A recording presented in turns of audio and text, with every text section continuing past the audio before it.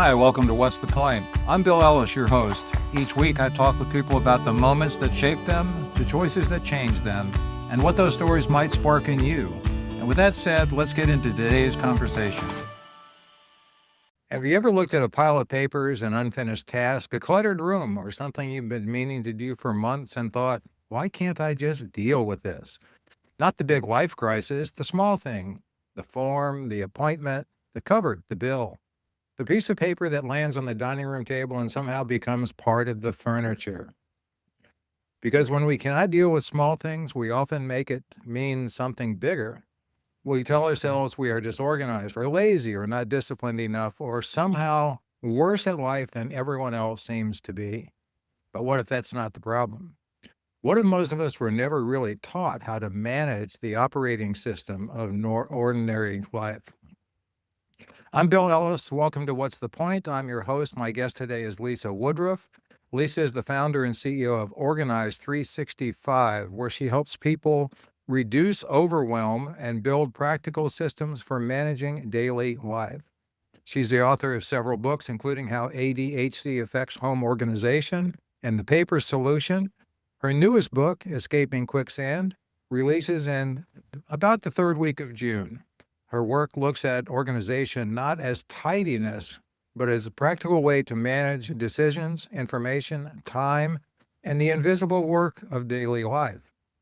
Lisa is also completing a PhD in applied psychology with a focus on executive function and adult interventions for ADHD. Today, we're not talking about perfect homes or pretty labels. We're talking about why capable people feel overwhelmed by everyday life and what changes when we stop seeing organization as a character trait and start seeing it as a system, a skill, and perhaps even a way back to self-trust. And with that, Lisa, welcome. Thank you so much for having me. That's quite an impressive introduction, not because we wrote it, but because you have lived it, and it sums up who you are. There's quite a lot there, and we're going to get into a whole lot of that, including some discussion on the upcoming book. But let's start with, when we're looking at it more from tidiness to overwhelm and responsibility and life management. When you hear people say, I need to get organized, what do you think they're really saying? Yeah, thank you so much for the question. I love the premise of the show. What's the point? I think in my whole life, I've been trying to figure out what's the point. As household managers, people who live in households, we spend a lot of time working, like just maintaining the living space that we live in, maintaining our humanity, doing housework. On average, right now, it's 28 hours a week, and that doesn't include childcare. And that will probably surprise you and a lot of people that we are doing that much work. And as I've gone through my life, my resume is long because I'm old. When I was younger, I used to watch my family of origin and extended family, how they ran their households. And then I watched how people who I babysat for ran their households. And then when I was a school teacher, I did home visits and I saw how people used their households. And ultimately, I ended up being a professional organizer and helping people maintain order in their households. And so I say all that because to answer the question, what does it mean to be organized? How I answer it now is much different than I would have in my 20s, 30s, and 40s. So now I realize that we are missing a key piece in trying to get organized. Like if you think about how do you organize 28 hours worth of work a week, you may be doing even more than that. You're like, there's no way, Lisa, you're lying to me. What is the work? Like, give me the list of the work. And I will tell you, so much of it is invisible to us. The work we're doing is invisible. So when we look to get organized, we only get organized what we see as visible. Mm-hmm. So we organize the pantry or the refrigerator or the kitchen counter or the sock drawer or the things that we see. But we're not organizing the bill pay and getting taxes and our calendar and the holidays and the things that we don't see. So that's number one. When we want to get organized, we're not looking at the totality of everything we need to organize. And then the second thing is, when we want to get organized, often we're looking for a specific way to organize a specific thing. So if I say sock drawer and you know about Marie Kondo, you're like, oh, that's right. Our socks need to be folded into thirds, in order to be perfectly lined up in our sock drawer. If you've never heard of Marie Kondo before, you're like, this sounds psychotic, which maybe it is. And you're like, I just buy all the same sock. And so they're all in the drawer and I just pull two out. Like those are different ways of getting organized. and you resonated with one or the other. And in your mind, you made a judgment and you said, no, this is organized and that is not organized. And so we have all of these things like we want to get a good grade. We want to do it correctly. So what does organization look like? What has somebody else done? Does that match my level of organization? How do I apply it to this thing in our life?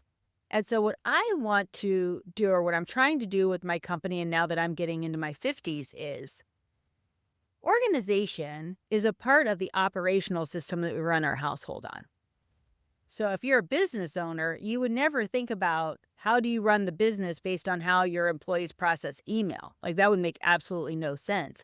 Or if you're a school teacher, you wouldn't think about like, how do we do our lesson plans based on what's on page 14 in the textbook? Like you look at the whole textbook and the whole lesson plan. And what's the goal for the whole year for all the students that are in your classroom, same as in a business. But at home, we often will look at a task on our to-do list and say, okay, here is the task, search our mental memory. How do I remember or know anybody else doing that task? What have I seen people on social media do with that task? Okay, that's the standard. How do I meet that standard with this task? When nobody else is going to even know we did the task or didn't do the task. So it's a loaded question. Yeah, and we like loaded questions, and I appreciate your answer because it starts to bring a lot of insight to the discussion. But stepping back a little bit from the specific tasks, when people say they want to get organized, what do you think their problem or challenge actually is? Is there a difference? So I think people want their house to look orderly. So they want things to have a place. And that is definitely the definition of organization, is everything has a place and everything is in its place. I think personally, when people say they want to get organized, they're thinking about their physical space, decluttering things and then putting things back where they go, or finding a place for things.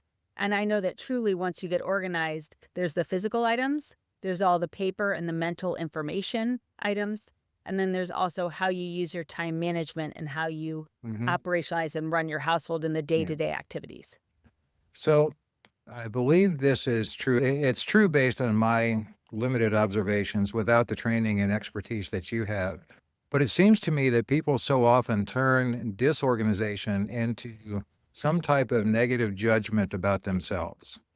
So I can relate to this, I think, and probably a lot of listeners might be able to, which makes it that much more exciting to have you here to help straighten these things out. But, more often than not, I go to the mailbox, which is remote here, and I get the mail and I come home with a handful of paper.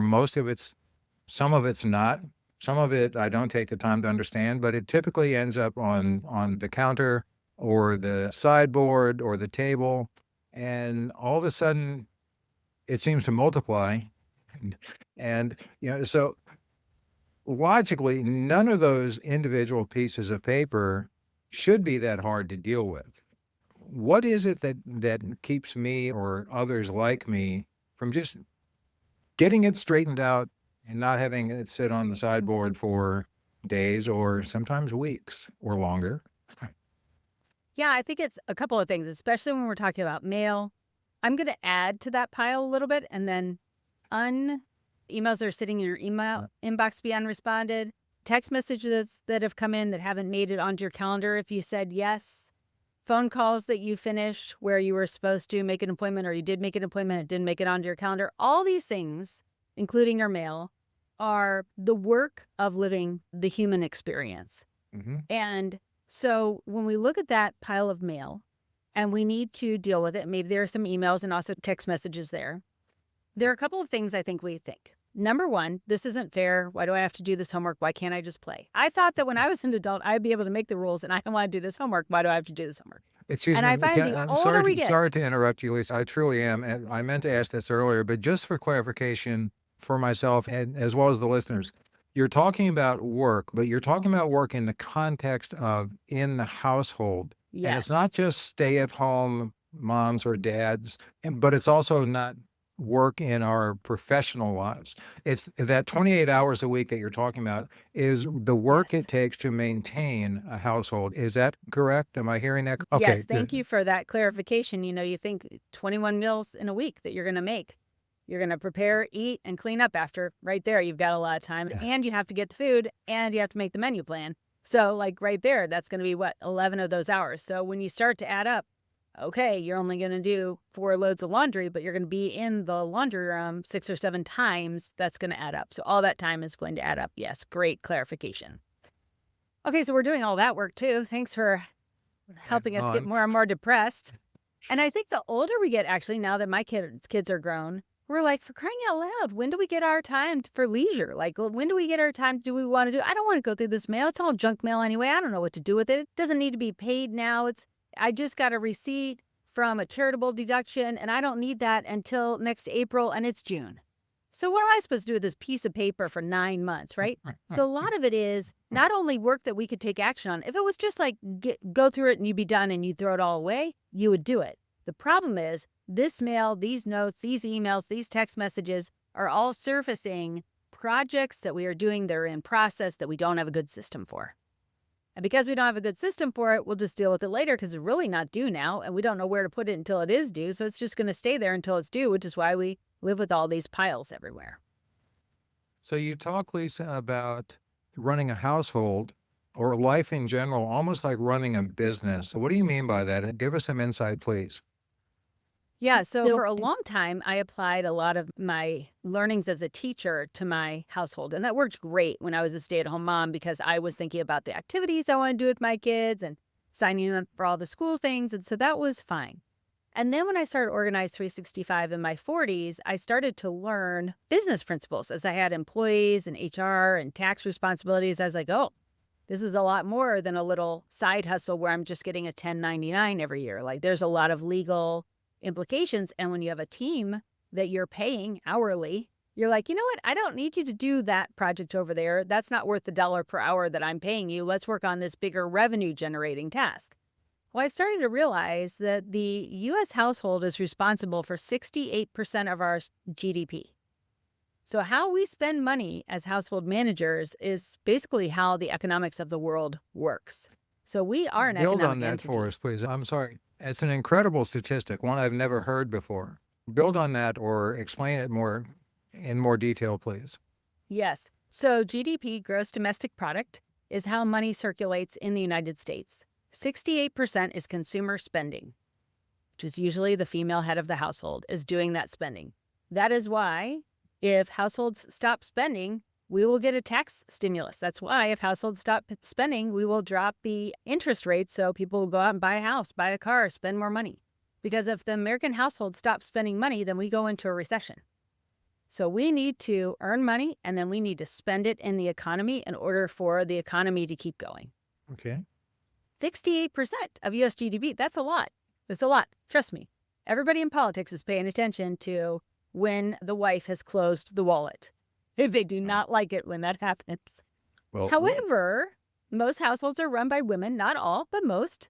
And when women get overwhelmed and they have a lot of roles and responsibilities to do, they're just checking things off the to-do list, trying to get things done faster with the resources that they have just from their lived experience or the person they just talked to or the Instagram that they just looked at. They don't have training to be a household manager. And we don't have, economists telling us what's happening in the world economy to help us with our household. And so what I've realized over time is the training that I have created for myself in becoming a better business owner when applied to my household made my household so efficient and so productive and so profitable. But we don't think about our households as a profit-generating machine and putting in operational systems inside of our household. Or that the work, while it is all free labor, has a different value related to it. So often we'll do things because, I'm not getting paid anyway, so it doesn't matter if I do something that I could pay someone $10 to do or $1,000 to do. It's all work. Like we look at everything at work at home, it just needs to be done. But once you put the business lens on it, you think, yeah, but does it need to be done at all? Because in business, I would say we're not doing that at all. Mm-hmm. It's not profitable. So the opposite of that, what are some examples of recurring responsibilities, Lisa, that people tend not to even count as work? The full list is so long. Well, planning for holidays, planning in general. Every single party, graduation, dinner, sporting event, travel trip, every single thing you've ever done, somebody has taken the time to plan it. To research it, to buy the tickets, to put it on the calendar, to plan it, to make sure everybody's going to go to that. Planning is a huge one. Another one would be just the general supply chain management of a household. So we talked about laundry, we talked about food. Everybody always likes talking about food because they like to eat. They totally understand that has to come from somewhere. We got to cook it up and then we're going to eat it. But there's a lot of other supply chains. So I remember like when my kids were younger, I would go to the grocery store, but a lot of that groceries would be paper products, bathroom products, supplements, diapers and stuff. And my husband would be like, why is the grocery bill so high? The grocery bill was half of it. The other half were other household things. So I got on my husband the other day and I was like, why did you spend so much at Meijer? And he goes, well, I had to get, vitamin D and toothpaste, whatever. I was like, oh yeah, I forgot. We forget about all those household things and they run out at different times. Yeah. Well, I might take a little bit of a step back in your journey because you did start Organized 365, but a little bit into, I don't want to say midlife, but not straight at the start of your professional career. I mean, frankly, you started as a wife and mom and household manager with what I'm comfortable calling, I think you'll agree with, some side hustles. Oh yeah, a lot of them. And you're doing several of them. One in particular was pretty steady, and then you overcame some issues with that company because they went out of business. You had inventory, they reorganized and came back, and you never missed a beat. And I bring all that up just to say that in and of itself, wife, mother, side hustle, and everything else you just described in doing a household is quite a lot. That's a load. Do you feel that your childhood helped you learn organization skills, or is it your nature to be more organized, or did systems come naturally? Or was that an evolution from doing everything you did and suddenly realizing, oh my goodness, we need to do this better. There's got to be a better way than the haphazard thing I've been doing. Yeah, I love in what you explained there, people might be thinking, oh, wow, Lisa does a lot. And for a lot of you out there listening, you may be thinking, well, I do all that. Yeah. Like I do all that. And I think women especially tend to underestimate how much they're doing because if you are in a married relationship, the woman is usually running the household. And if she is also employed outside of the home, whether entrepreneur or working inside the home, working for pay, you're doing two jobs. And that's why it's really, I think that is the main reason why it's hard for women to fully devote themselves to things outside the household because mentally they're also running the household no matter what they're doing. So yes, I had a very unusual childhood. I was raised by a salesman and an entrepreneur. And so my mom was not particularly orderly. She's an artist, but she was entrepreneurial. So when I was in second grade, she flew to New York with a credit card. And the next thing you knew, she had a business running out of our basement.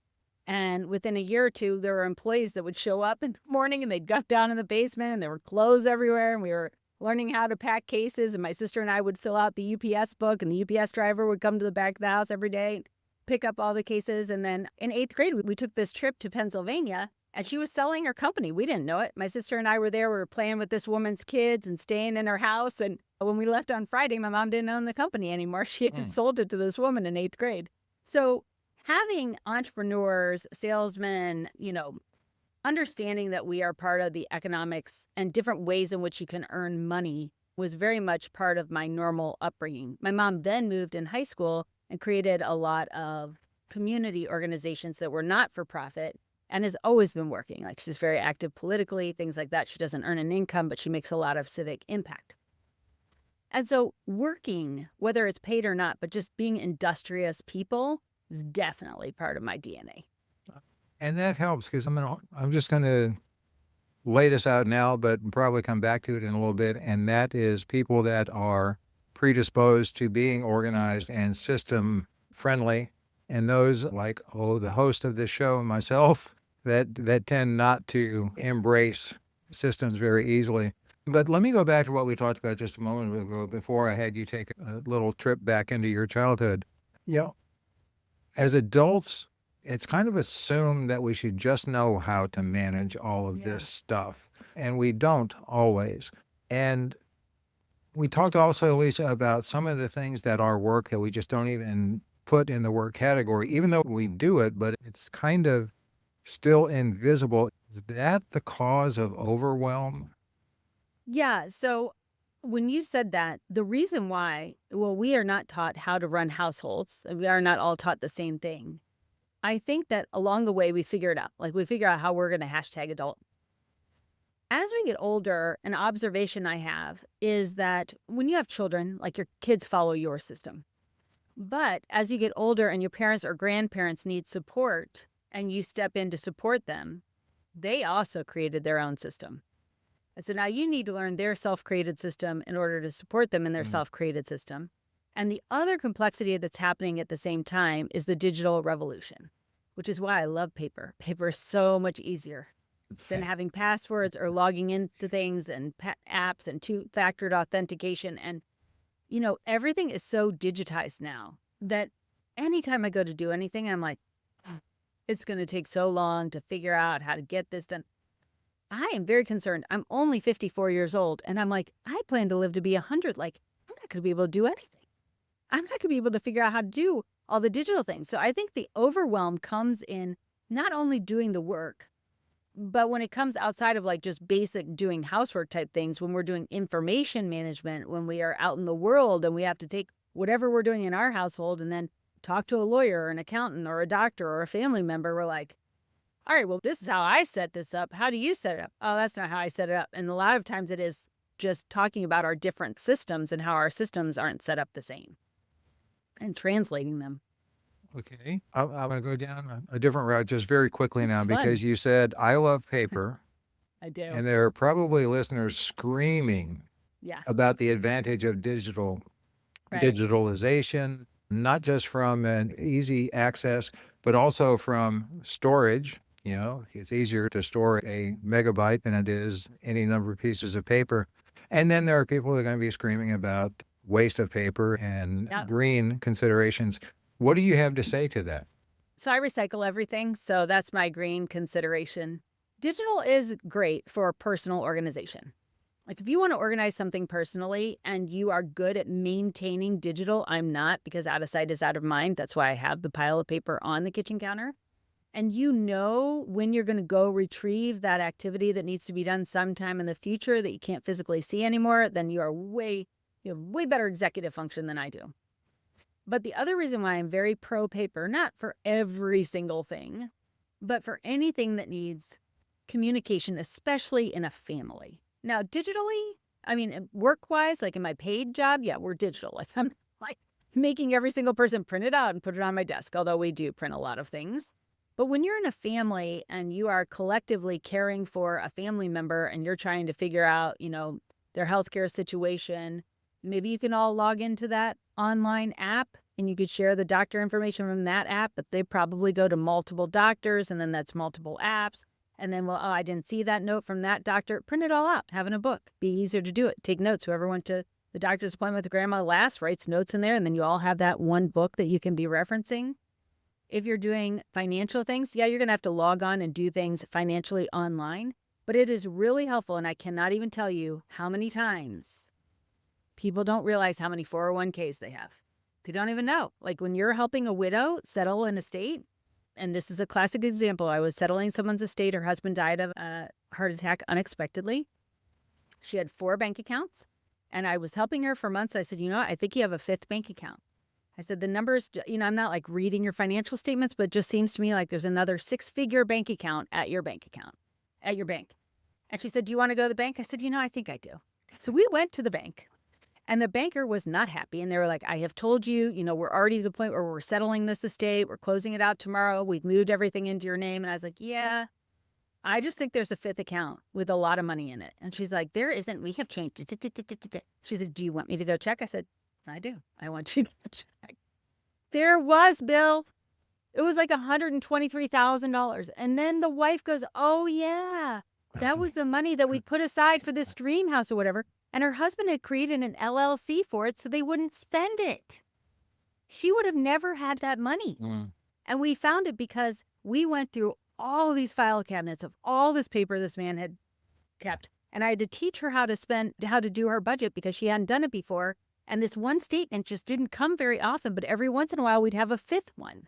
And I'm not detail oriented. People are like, how'd you miss that, Lisa? Well, I didn't. Thank you. I found it. But I wasn't really that detailed in like checking the account numbers.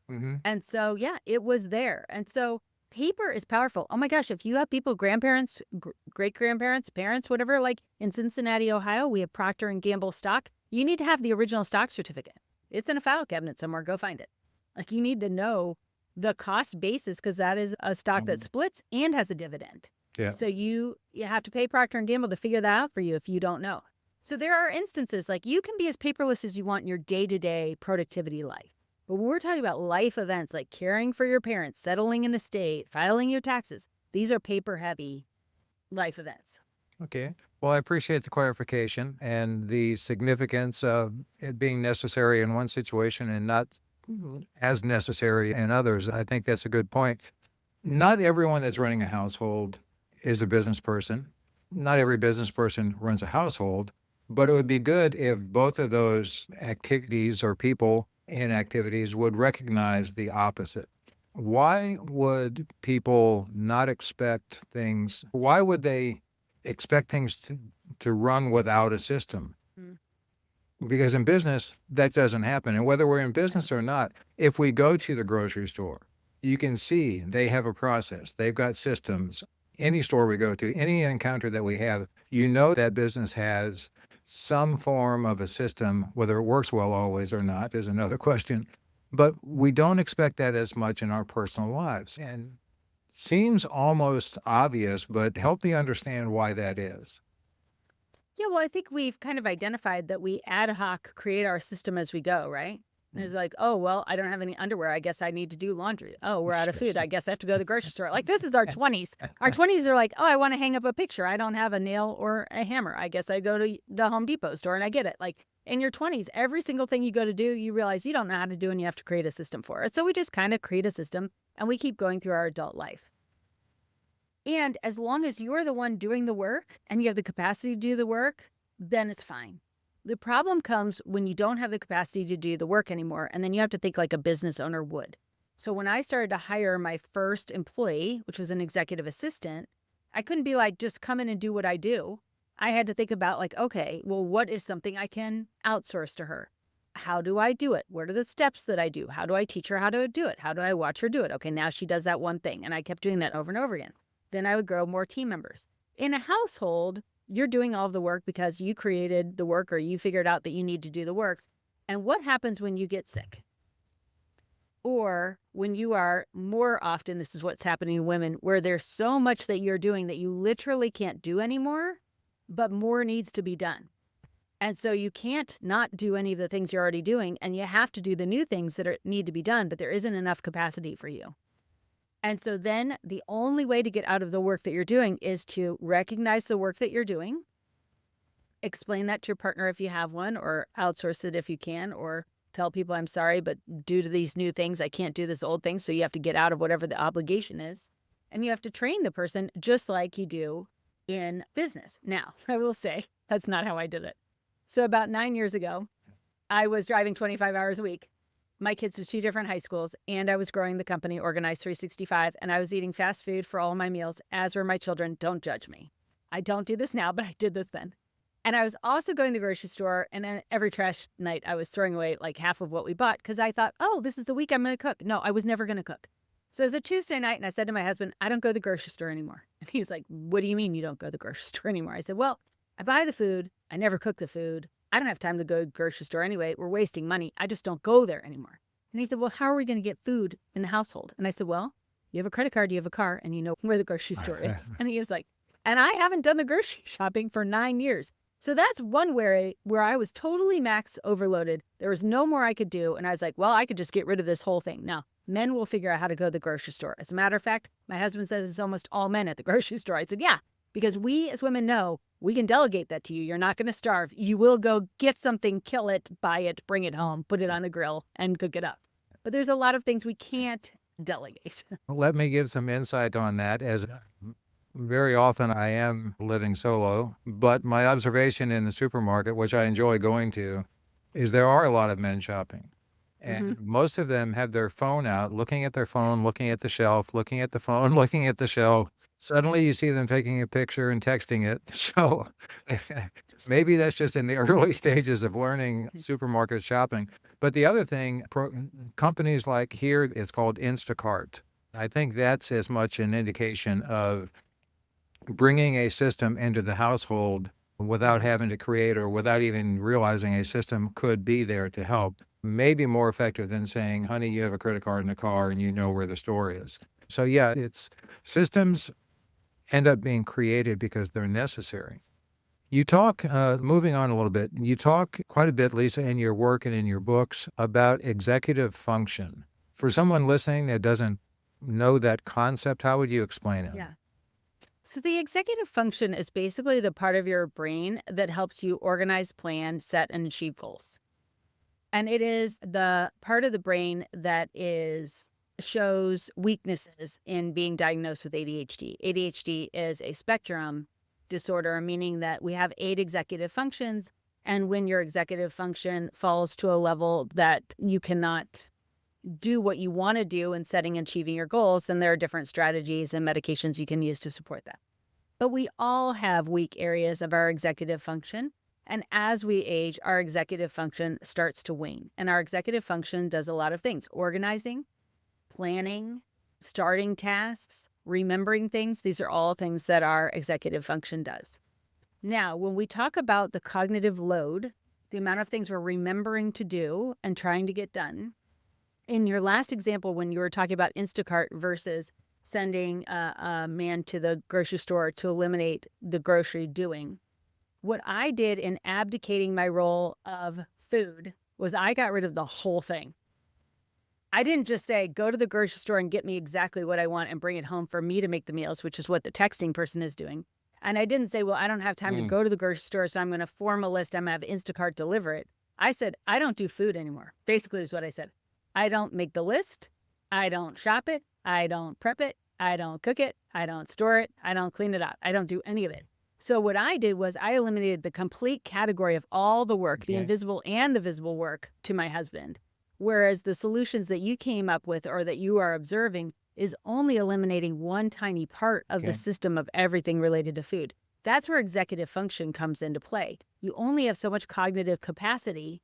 So if your brain's trying to do all of those things, it's easier to eliminate the entire role, like you would in a business, hiring a marketing person instead of hiring someone just to do your social media. Okay. Interesting. Had not taken that into account. That I've thought about this for years and years. Yeah. Like, I say these things because when we're listening, and when you and I are having the conversation and people are listening, it's so nuanced and yet so significant, the amount of work that we're doing. And I try to give really good examples that help people see the water we're swimming in, so to speak. Like it's hard to see the work we do in our household because we're just doing it.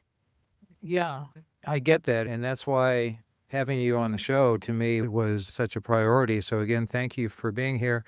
How is it that people can know exactly what they need to do and still not do it? What holds us back? Well, I mean, like I said earlier, we didn't think we'd have to do all this work when we were adults. We thought we could play more. That's part of it. Also, I think some of it could be productive procrastination. Sometimes when you know you're supposed to do something, but you don't do it yet. Well, I find for myself, sometimes the task will go away. So I productively procrastinate a lot. Like I'll wait until it's close to the day of or the hour of to do something because maybe someone will cancel, or maybe someone else in the household will step in and do that role, or maybe I'll come up with a better idea of how I could do that. So that is something that I tend to do and use as a strategy. Help me hear the phrase you use. Procrastination. Productive procrastination. I like that. I now have a label to add to what I do. The small tasks sometimes seem disproportionately hard to start. Any insight on that? I dislike small tasks with a passion. I love doing big, meaty projects. I love doing new things. I don't like to do administrative, repetitive things. It is my Achilles heel. So when I have to do those tasks, I like to bunch them all up together and then say, okay, this is my hour. I'm going to see if I could plow through all these as fast as possible. Like if I had to do like 2 or 3 5-minute tasks every day after work, like, oh, that would take me hours. But if I can store them all up and do them a couple of times a month, I'll be like, great, this is the 1 hour where I just sit on the phone with the IRS while I do all these things, like I just put it all together. I'm like, yep, I'm just doing this to-do list. And when I'm done, I get to go get ice cream or something. Like I'm a 2-year-old. Not a bad approach. What you just talked about there, tongue in cheek a little bit, but giving ourselves, having an incentive, having a little bit of a reward, whatever it might be. I think that's a very clever idea. If I do this, then I get that, as opposed to I do this and what I get is to put a check mark on my to-do list. Yeah. So what happens when people start to understand that not all of the challenges we have in getting and staying organized, that it's not really all about willpower? It's definitely not about willpower. I think the biggest reason people don't get and stay organized is they never learned how. And they never learned how because no one's ever taught it. Honestly, who's taught it? You can learn how to get organized in certain areas of your life, but to completely get your whole entire life organized is something that people haven't really taught. So that's what I'm doing in Organized 365, like creating these operational systems for your entire household for all the different phases of life. Like getting organized in your 80s is very different than getting organized in your 20s. And what does that look like? And how do you do that? So I think some of it is we just don't have the knowledge and we aren't really sure what the project is we need to get done. Good point. And I'm going to go back to something I touched on a little bit earlier, Lisa, and that is people that are perhaps more predisposed to being organized in systems. And then there are those of us, again, like myself, that just are not. Back in my corporate life, in the Wayback Time Machine, we would have mandatory seminars, workshops, whatever they were called, on how to use the organization binder, the name of which I can't even remember, much as, but it was like if you write it on this page and then you bring it to the back page and then you move this thing here to market, and it was like, there's not a chance I'm doing that. There's just not a chance. So some systems are great for people that love systems. Do you have any suggestion for those of us that just aren't, for whatever reason, willing to subject ourselves to whatever we find difficult about doing something like that?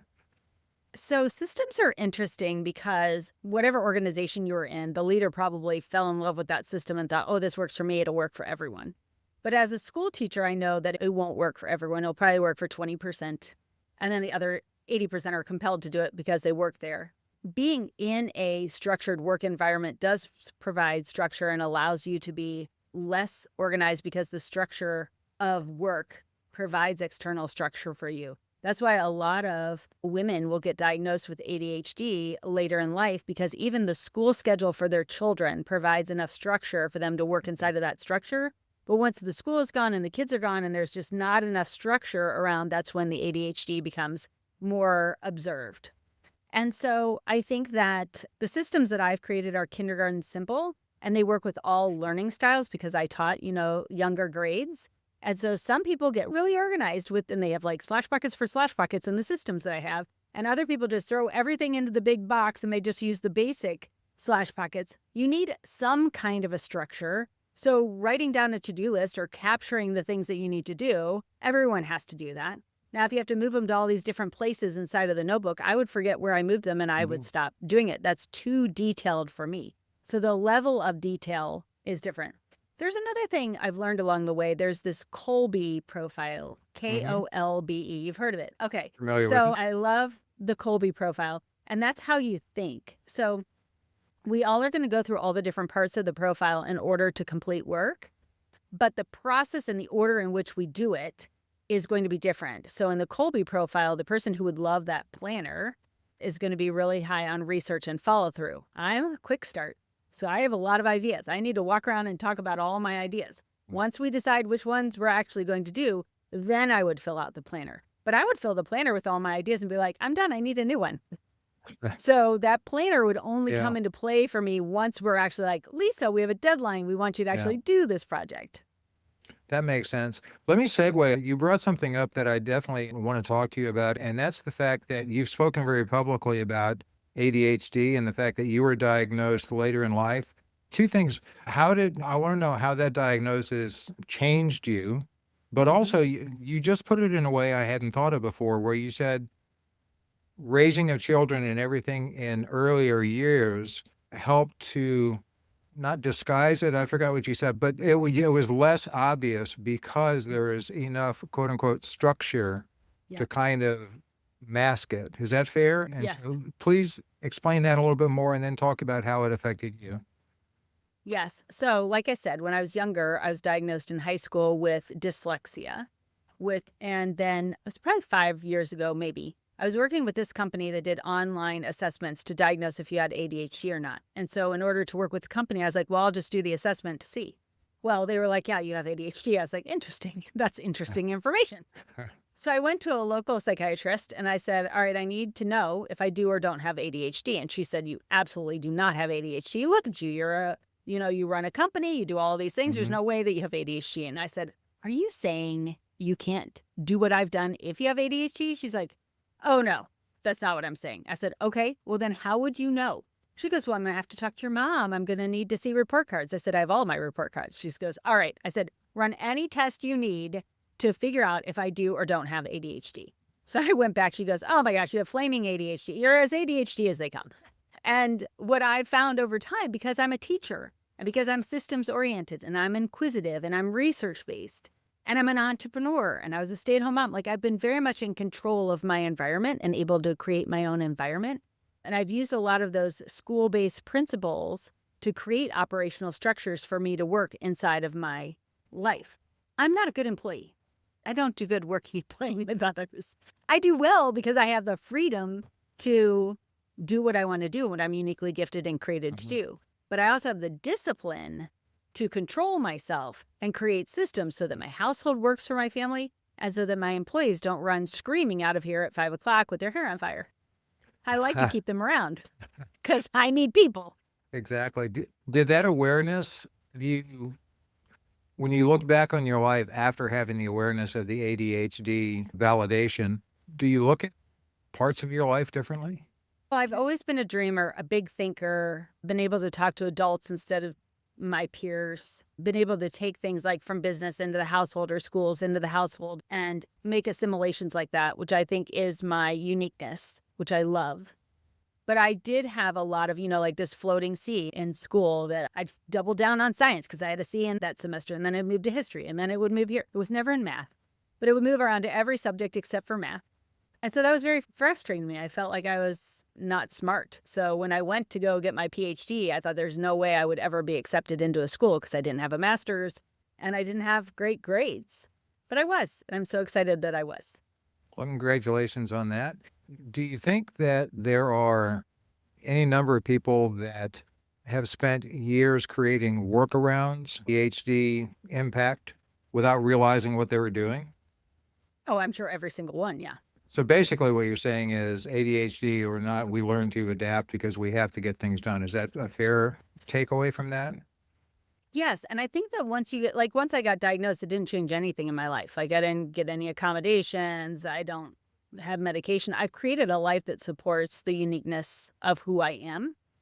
But I think sometimes other people will get that diagnosis and go, oh my gosh, and maybe they start medication or they get an ADHD coach and they're like, this is what I've been missing. If I'd had this way back then, it would have helped me. In my case, my ADHD made me who I am. And it was great. Do you consider yourself, Lisa, an outlier in that regard? Because I've got some friends who are maybe even a little bit older than a little bit older than you even, that are just now being diagnosed with ADHD and their interest and their curiosity and their, oh my goodness, they look back on life and said, well, that explains this aspect of my life.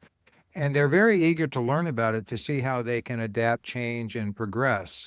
It sounds like you had done that naturally, but that's why I'm questioning, are you somewhat of the outlier, the unique person in that regard? I think I'm an outlier in how I did it, but not that I did it. Like almost all entrepreneurs are going to have some kind of a diagnosis. Like they are not neurotypical. Like if you're going to create something out of nothing, you're probably not neurotypical. I mean, I think that's fair to say. I think one of the uniquenesses in what I did is that I was able to create what my uniqueness is while also creating a collaborative team environment and community to have the same change. So like Elon Musk is a genius. I mean, the man is a genius and he obviously is not neurotypical, but he's a hard charger. Like if you read his biography, it is amazing. Sleeping on the floor, staying up all night, let's try this, do this, move faster. He's a different kind of leader. Like you're around him because he is so innovative and he is creating things that have never been created before. And he's like just on a different planet. I want to have collaboration and community. And so I have slowed myself down at home and at work in order to bring alongside me the people that I knew I would need in order to create whatever I was creating. So I think it can be a benefit or a hindrance. I also think there is no such thing as neurotypical. So I think that the more we age and the more we learn, the more science comes about and AI comes about. And, I'm looking forward to when AI is going to be able to say, like, okay, it's this cancer and you need this treatment because we're so unique. And I think we're way more unique than we are carbon copies of each other. There's more that unites us than divides us intellectually. But there is more uniqueness to our physiology than I think we've been able to place into just some big medical buckets. So I say all that because, as we age, wisdom, we're going to look back and we're going to, oh, if I knew what I know now, then I would have done something different. That's wisdom. And maybe it's a big diagnosis like that. But yeah, I just try to live without any regrets. With whatever you know now, do the best with what you can now. Great advice. Let's move on quickly. We're closing in on time. So a lot of people hear systems, going back to that topic, and they think restriction, they think confinement, but from your work, it seems structure creates freedom. What do you think about that? Yes. So if I hadn't created systems for my team to work with me inside of Organize 365, and what I mean by that is taking ideas out of my head that I had done and then hire and train employees to do those same things, I would not have been able to continually give myself more time to create the newness that was going to be the driver of the company. The same thing happens at home. Like when I was a stay-at-home mom, I loved doing all the systems and all the work because that was my job. But as my kids got older, I couldn't do all those jobs and start Organize 365. So I needed to create some systems and structures so that my growing adult children and my husband could step into some of those routine tasks, which would then free up my time to do what I was uniquely gifted and created to do next. And a good system, what does it give in your experience, in your view, in your understanding? What does it give someone emotionally as opposed to just with practicality? Oh, that's a great question. So I think a lot of times we can check things off the box and we're like, kid, go empty the dishwasher. And they go and they empty the dishwasher. But I think if you know that you're in charge for closing down the kitchen for the night and you do the dishes and you start the dishwasher and you wipe off the counter, then you have some ownership and some responsibility. I think that would be the difference. Okay. So is it fair to say that the goal is not to become perfectly organized, but to maybe feel more comfortable in moving through what you have to do? That sounds great. I like that. I'll take it. Feel free. A lot of us feel that we're a little bit lost in this or overwhelmed. What's a small place someone could start if they feel permanently behind? Yeah. And once you feel permanently behind, you're like, oh, even if I had a weekend or a week, like, I don't know how I would get back on top of this again. So I created a new exercise, and there's a podcast that goes along with this. You can just go to organize365.com/pivot. And it's just taking 15 minutes before you go to bed. And these are all things you've done before. This is not rocket science. I'm just reminding you of what you already know. So you sit down and I give you 10 questions to ask to plan your next day. And by the time you're done, you've thought about what the weather is, what you're going to wear, what your schedule is, when you have to drive there, what you're going to eat. Like, you've planned out your day for yourself tomorrow, like you're a fourth grader. And now you can go to sleep. Your head will hit the pillow. You'll sleep better than you ever have. And you'll have a schedule for yourself the next day. Will the next day go perfectly? No, they never do. But now you have a plan. You're not going to end up at 10 o'clock, feeling just so behind everything. Do you have any suggestions, Lisa? That's great. Organize365.com/pivot. Do you have any insight, suggestion, whatever the right word is, for people becoming consistent with doing things like your 10-question pivot? And by example, every year they say make New Year's resolutions, and every year they come out and there's some date in January, I think it is, or early February, they say every person other than 3% have broken their resolutions. Yeah. What's your advice on how to stay consistent, how to stay dedicated over enough period of time for it to become habit, for people to see the results? It's about discipline. I mean, people listening to this podcast are lifelong learners, goal-oriented people. They are disciplined. It is shocking how few disciplined people there are in the world. And also, you could be disciplined in different things. Like, if you were to say, or if I were to say, I'm going to run a marathon, I mean, people would be like, that's great. What's your training plan? But when you say you're going to become disciplined in running your household or getting a PhD, people are like, you're weird. Like we have, like if it's athletic related, we're like, game on. But if it's something nerdy, we're like, you're weird. It's okay.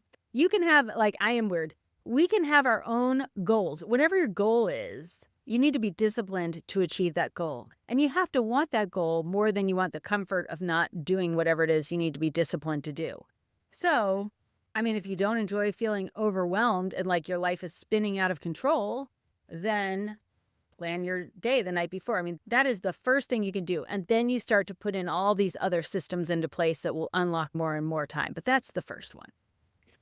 It occurs to me, and this may be part of your pivot program already, that if you're going to do that on night one, it might be a good thing on night two for the first question to kind of say, how'd you do?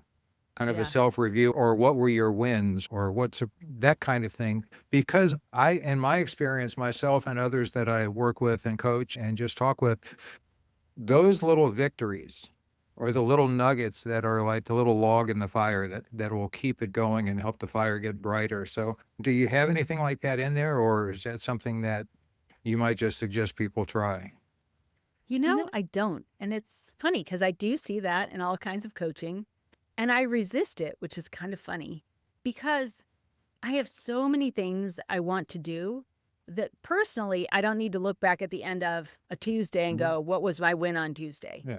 And often when I think about it, I'm just going through all the things that you would do on any other Tuesday. And if I could feel like I'm in control most of the day and that I've captured all the things I need to do and I'll remember to do them later, that is a win. I personally don't need to pull out one extra win. And to me, that's extra busy homework that I don't want to do. Well, and that's because you've already stated you're very unique and you That's don't need right. that. But I might suggest to listeners and to myself, frankly, Yeah. that actually feed off of that positive reinforcement. That's something we add. Let me talk quickly about Escaping Quicksand, your new book. And depending on when this podcast airs, you can either pre-order the book through the show notes, or you can go to the store and buy it right away. Escaping Quicksand. I don't want to get into it in great detail, but let me just start with what to me is a very obvious question. Identify the quicksand that's draining time. What do you mean by quicksand, and how do we identify that?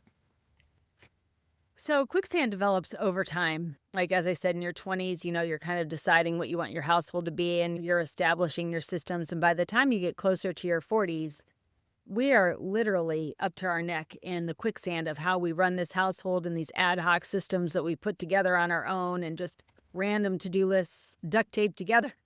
What we're going to do in every single system. And so that is the quicksand that often really hits home by the time you get to your late 30s into that 40th birthday. Okay. Well, again, the book is one I recommend everyone listening that has any interest, either if you are organized or if you want to be organized or if you want to become better organized, whatever the case might be, or if you just want to learn more about it, make a point to buy the book, pre-order it, buy it if it's already out, Escaping Quicksand. And in the meantime, Lisa, let me thank you again for your time, because this podcast always ends up in the same place. We've talked about organization, and not that it means tidying up. We've talked about the invisible work of ordinary life. We've talked about shame that people feel when they can't keep up. You talked about executive function, what we can do to change overwhelm and personal failure and start to ask whether we have the right systems, all of that kind of stuff. And so after everything you've learned, everything you continue to learn, everything you've written and published, and everything you're going to write and published, here's the very simple question, Lisa, what's the point? So the point is there's a lot of work to run a household, if you didn't know that before this podcast. And there's a big economic impact of how we run our household. So with that knowledge, how do you want to run your household? How much time do you want to spend? How do you want to recirculate your wealth back into the community? What do you want to prioritize? And are there any other systems that you want to put into place to reduce that overwhelm so that you have more time to do what you are uniquely gifted and created to do? Fabulous. Thank you, Lisa. What I take from today's conversation is that feeling overwhelmed by life doesn't mean that we're failing at life. It might mean that we're trying to manage too much and we don't have the right systems, or we have no system, which just creates more hopeful possibility, I think. And some of the tools that Lisa's talked about today, looking not at perfection or color-coded life, but one place to start, one loop to close, if you will, and just having a little more trust in ourselves that we can run our life the way it works for us. So give that some thought, listeners. Thanks for being here. We'll have another great guest on the next episode. Thank you for listening. Well, thanks for listening to What's the Point? If this conversation meant something to you, we hope you'll follow the show and share it with someone who might benefit from it. And if you know a guest with a story worth exploring, send me a message, bill@billellis.com. I'd love to hear from you. Let me know your thoughts on the show, and I'll see you next time.